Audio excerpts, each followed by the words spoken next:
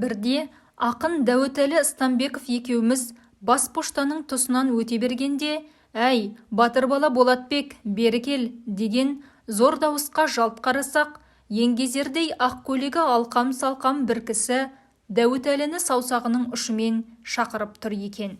«Мұқағали аға ғой, сәлем берейік» деді Дәуітәлі. Жақындап жарыса сәлем бердік. «Әй, батыр бала Болатбек, менде атаңның басы бар, сенде не бар, қосылмаймыз ба?» деп ол қалтасынан Лениннің бейнесі бедерленген бір сомдық сөркебайды шығарып, алақанына салмақтай секіртті.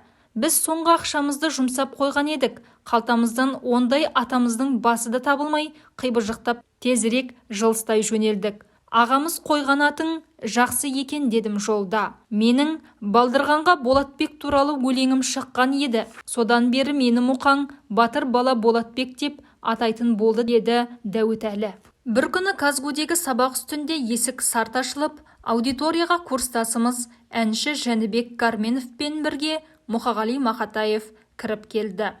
Стилистикадан дәріс беретін ұстазымыз Бәри Манаспаев: «Айналайын Мұқағали, мен сабақ өткізіп жатырмын ғой, болмайды, кейінірек үзілісте келерсің, бара тұр» деп шырпыр болды. «Әй, бөри» деді Мұқағали оның есімін бұрмалап. «Сен ылғи оқытып жүрсің ғой, мына жас ақындарға мен де бір рет сабақ беріп көрейін. Бізге қызық керек. Оқытсын деп шуылдап өре түре келдік. Бәри ағай амалсыз келісіп, мінбедегі орнын босатып беруге мәжбүр болды. Мұқағали мінбеге шыққаннан кейін қолтығына қысқан кітаптарын алып шығып, жоғары көтере көрсетіп: «Мынау менің баспадан жаңа ғана шыққан аққулар ұйықтағанда деген өлең жинағым. Бояуы кепкен жоқ, сатуға әлі түспеген. Менен басқа ақындар осындай кітабы шыға қалса, ең алдымен бастықтарға, редакторларға, өзін мақтап жазатын сыншыларға жағымпазданып апарып сыйлайды. Ал мен ондай атқа мінерлерге емес, өздеріңе әкеліп отырмын. Авторға тиесілі 10 данасын жаңа ғана алдым.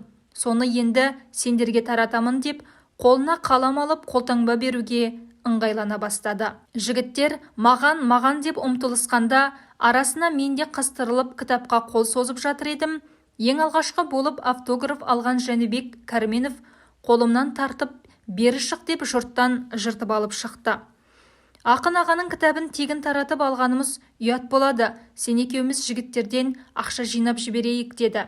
Біз тиын-тебен жинап болғанша Мұқаң да қолтаңба беріп кітаптарын таратып үлгерген еді. Біреуден 1 сом, біреуден 3 сом, 5 сом деп жүріп, қалтамыздағы барымызды жинап Жәнібектің қолына ұстаттық. Ол бүктеп апарып Мұқағалидың кең шалбарының қалтасына сөңгітіп жіберді. Ақын ағамыз кітаптағы өлеңдерінің бір-екеуін оқып беріп, бізді де қарық қылып, өзі де разылықпен қоштасты. Мұқаңа ақша жинаймын деп жүріп кітапсыз, қолтаңбасыз қалдым. Бәрібір бәрімізге түгел жетпейтін еді. Түстен кейін сабақтан шықсақ, университет қарсысында Аққу кафесі тұсындағы арқалықты ұзын орындықта манағы Мұқағали ағамыз қолы салбырап, шашы шашырап шалқасынан беймарал ұйықтап жатыр екен. Қасынан өткен милицияның бірде-бірі оған тиіспеді. Таңырқап, қарай-қарай айналып өттік. Қазму мен Алматы қонақ үйінің ортасындағы жұрт гармошка атап кеткен Гүлдер кафесінде сыра ішіп, өлең оқып отыр едік. Мұқағали аға кіріп келді. Төрімізге шығарып сыйлай бастадық. Ішіміздегі еті тірі ересегіміз Серік Байхонов ол кісімен бұрыннан аралас құралас екен. Бізбен таныстырды.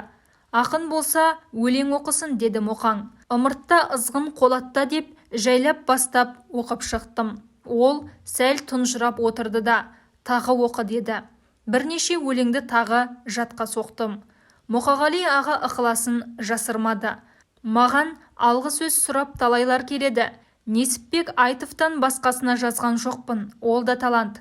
Қайсы біреуге жазғанша осы саған неге жазбаймын? Саған сәт сапар тілеп, алғы сөз жазып берейін деді.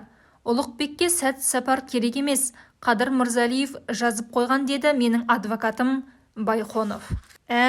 Қадыр тағы алдымды орап кеткен екен ғой, деген ол. Сен осы ақын Есдәулет Кәндековтың кімісің?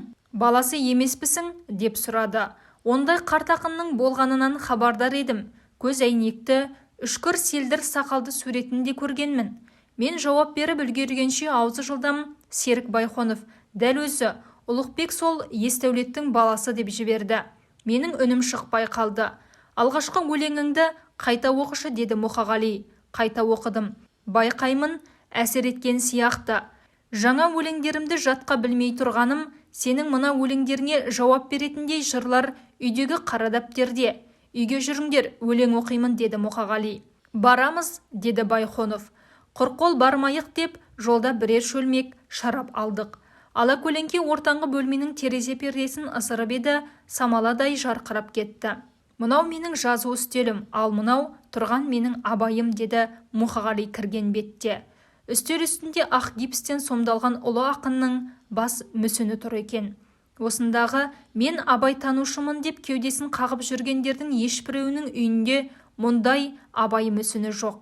Менде ғана бар, көрдіңдер ме? Егер мен үйге кейде сілтеңкіреп келсем, абай атам теріс қарайды, ал сау келсем, оң қабағын береді. Сондайда мен жазуға отырсам, абай атам диктовать ете бастайды. Менің жазып жүргендерім өз өлеңдерім емес, абайдың диктовкасы, деді Мұқағали Мақатаев ағамыз. Біз мүсінді тамашалап тұрғанда, Мұқаң мені шынтағымнан ұстап, ас үйге жетелеп әкеліп әйеліне: Лашын, сүйінші, міне мен сенің бауырыңды тауып әкелдім. Бұл Ұлықбек деген сенің Есдәулет атаңның баласы екен. Өзі де тұқымына тартқан мықты ақын, деді. Сол-ақ екен. Лашын жеңге мені бас салып құшақтап көрісе жөнелді. Айналайын, бауырым, бармысың? Менің де артымнан іздеп келетін туыстарым бар екен ғой. Жездеңнің жүрісі болса мынау, осының етегінен ұстаймын, бабын табамын, баласын бағамын деп жүріп, төркінімнен ажырап қалдым. Қалай ел-жұрт, ауыл-аймақ аман ба деп, көзінен жасы мөлтілдеп, ет жақындарының аттарын атап сұрап, жік жапар болды. Мұндайды күтпеген мен абдырап сасып, аузымнан сөзім түсіп, күмілжіп тұрмын. Не айтарымды білмей, біресе бас шайқап, біресе бас изеп, мұрнымнан міңгірлей бердім. Мұқағали менің сасқан түрімді байқады ма, тез ажыратып ала жөнелді де үйіріме әкеліп қосып кетті. Ол қайта айналып келген кезде мен: Мұқа, сіздің әлгі айтқан Есдәулетіңіз кім еді деп сұрадым. Есдәулет Қандеков деген ақынды естуің бар ма? Сен соның баласы емес пе едің? Жоға, бәрін бүлдірген анау Серік Байханов қой. Мен сонау Өскеменнің Зайсанында туғам. Есдәулет деген бабам екен, көргенде емеспін. Ол кісі басқа адам. Сіздің Қандековке сорпасы қосылмайды. О, қысталақ, мен сенің әкеңді қаскелеңнің Есдәулетімен шатастырғам ғой. Ондай бола береді. Ештеңе етпейді. Ең бастысы, кімнен тусаң да сен ақынсың. Оған түк қатысым жоқ. Лашын апайдан ұят болды ғой. Мен ол кісіге барып айтып, ешқандайда туысы еместігімді түсіндіріп келе қояйын деп ас үйге ұмытылып едім. Мұқаң: Енді болар іс болды, тыпырламай отыр. Менің байқауымша қазанға қазы қарта түсті. Тоңазытқышқа көп жұлдызды коньяк келіп қалды. Соның бәрі Лашынның төркінінен келген інісі, сенің құрметіңе. Сен балдыз, мен жезде болдым. Осы туыстықты жуу керек. Әйтпесе, қазір барып шыныңды айта қалдың дейік, одан не ұтамыз? Онда жеңгең ашуланып, мына молдастарханнан түк татырмай, өзіңді үйден қуып шығады. Сенімен қоса мені де қуады. Сондықтан енді қыңқ етпе, деді басу айтып. Өтірік айта алмайтын кезім еді. Ілкіде нәумезденіп отырып, біраздан соң қыза келе, балдыздың рөліне кіріп кетіп, Құдай бере салған жездеммен қыз жаққа бастым. Тіпті бір сәтте өлең оқи алмайсың, олай оқымайды, былай оқу керек деп, қолындағы қара дәптерін жұлып алып шырылдап оқып тұр екенмін. Әй, мынау балдыз тентек қой өзі деп, Мұқаң кеңк-кеңк күле береді. Кейін естісе, Мұқағали Мақатаев радиода диктор болып істеген, жырды мәнерлеп оқудың хас шебері екен. Оны мен қайдан білейін?